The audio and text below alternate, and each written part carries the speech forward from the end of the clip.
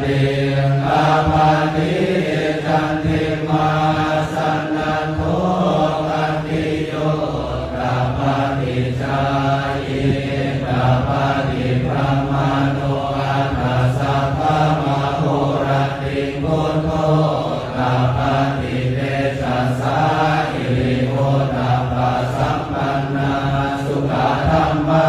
สมาหิตาสันโตสัมปุริสาโลเกเทวาธัมมาอิวุจเรสันติปัฏฐาวันตานาสันติปัฏฐาวันจานามาตาปิตาเดกันตาชาตันเดอาภานิ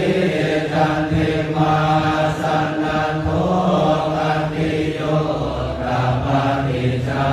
ยตาปาติพระมาโนอัตถสัพพะมโหระติพุทโธตาปาติเตชัสสะอิริโอตาปะสัมปันนาสุขธัมมาสมาหิตาสันโตสัมปุริสาโลเกเทวาธัมมาอิวุจเรสันติปัฏฐาวันตานาสันติ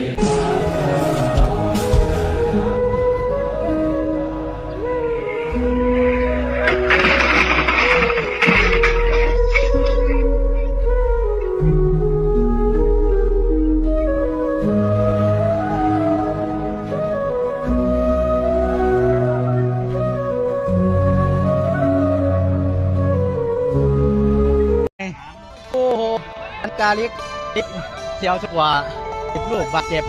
ตอนนี้ได้ประสานงานโทรตอนนี้ได้โทรจังแล้วโอ้ตายยาของเราไปยาของยาพี่ก้องพี่แฝดยาเหลืองนะครับเอายาเหลืองของอาจารย์โก้น่ะยาหามเลือดกลางลมหามแบบลูกไหนที่เลือดออกเอายาครับอาจารย์ครับ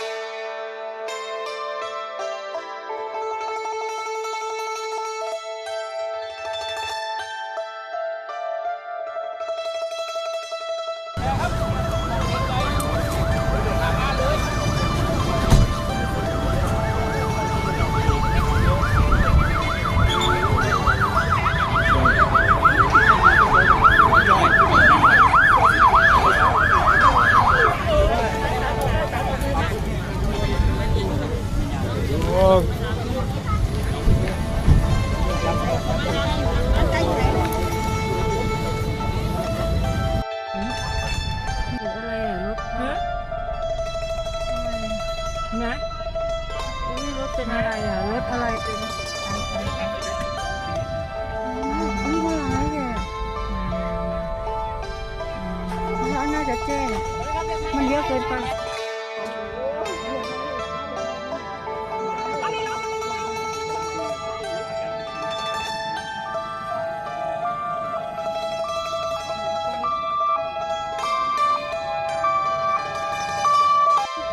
กันเลย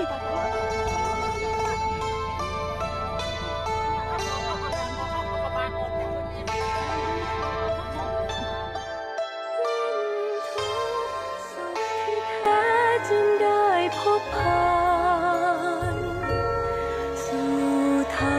งธรรมบันดาลในชาติสุดท้ายสถิตไว้ในแดนธรรมพระนฤพาน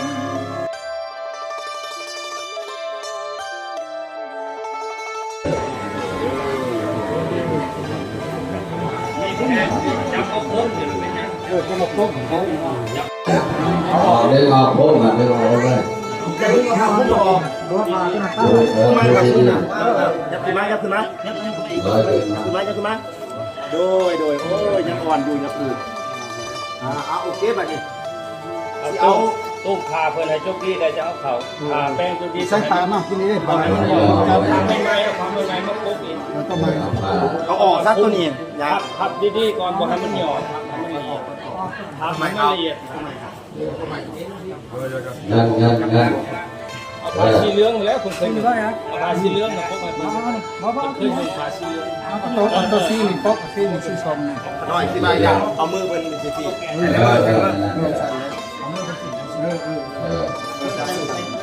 ปกติต้องเป็นแบบนี้โมมีเงินโมมีหยังทางนั้นปล่อยวางโมมีวางไปแล้ววางแล้วมือกล้องไปเชิญดูก็นอนอยู่ลม พอดีแล้วหันบ่ทำอีกพอดี ลงมันจะนอน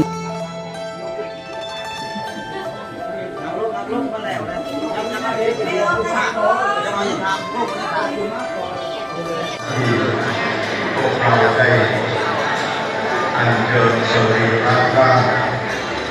อันปราศจากวิญญาณของพระ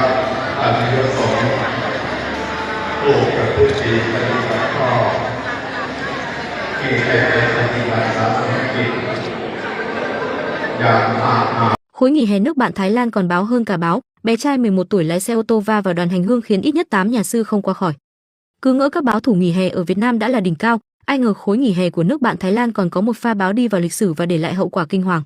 Chẳng biết bố mẹ nghĩ gì mà lại tự tin giao cả chiếc xe ô tô cho một cậu nhóc 11 tuổi đạp ga ra phố, để rồi biến chuyến dạo chơi mùa hè thành một thảm họa không thể quay đầu. Do không làm chủ được tay lái, tài xế nhí này đã tông thẳng vào một đoàn hành hương, tiễn ít nhất 8 nhà sư về với cõi Phật trong sự ngỡ ngác và phẫn nộ của toàn xã hội. Đây là hồi chuông cảnh tỉnh cực gắt cho toàn bộ các gia đình về việc quản lý con em mình trong dịp hè này.